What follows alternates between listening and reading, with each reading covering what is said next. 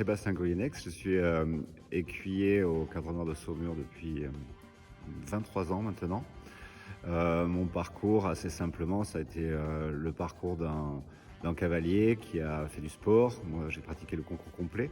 En parallèle, j'ai fait beaucoup de pédagogie. J'ai formé des instructeurs d'équitation pendant de nombreuses années. J'ai entraîné des cavaliers. Et aujourd'hui, mon travail se porte vraiment sur l'entraînement sportif, la préparation des chevaux et l'entraînement de cavaliers pour la discipline du paradressage.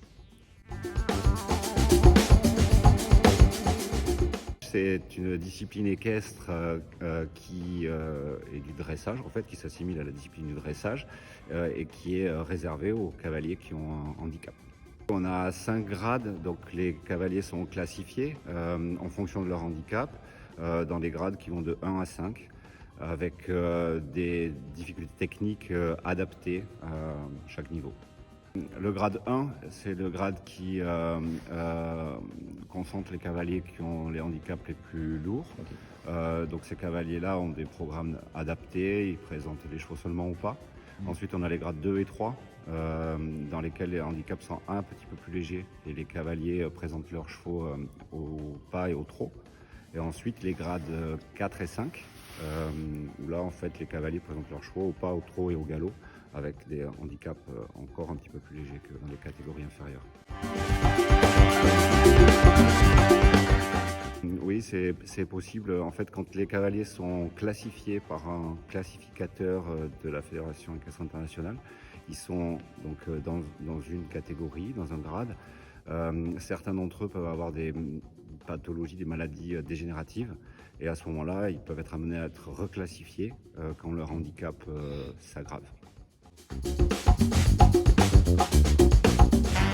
J'ai pas remarqué de spécificité. Ce que j'ai pu constater, c'est que les cavaliers, du fait de leur handicap, entretiennent avec leurs chevaux des relations où la confiance et le respect est vraiment prend une place très importante.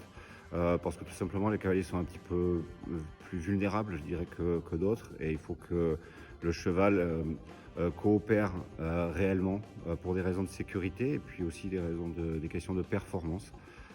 Donc je dirais que la grande partie de mon travail, c'est justement de préparer les chevaux pour qu'ils soient conciliants et qu'ils aient envie de partager nos projets.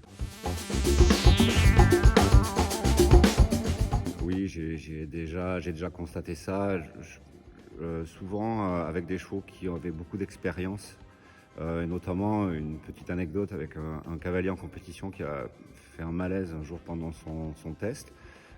Et du coup, pendant quelques secondes, il pilotait plus vraiment son cheval. Et en fait, le cheval s'est gentiment dirigé vers la sortie. Il est arrivé devant la lisse de dressage, il a commencé à l'enjamber et finalement il s'est retenu, il est resté devant. Et en l'observant, on a vraiment senti qu'il prenait vraiment grand soin de son cavalier parce que de lui-même, il aurait bien eu envie de rentrer à l'écurie, je pense. Donc ça, ce sont effectivement des situations assez marquantes.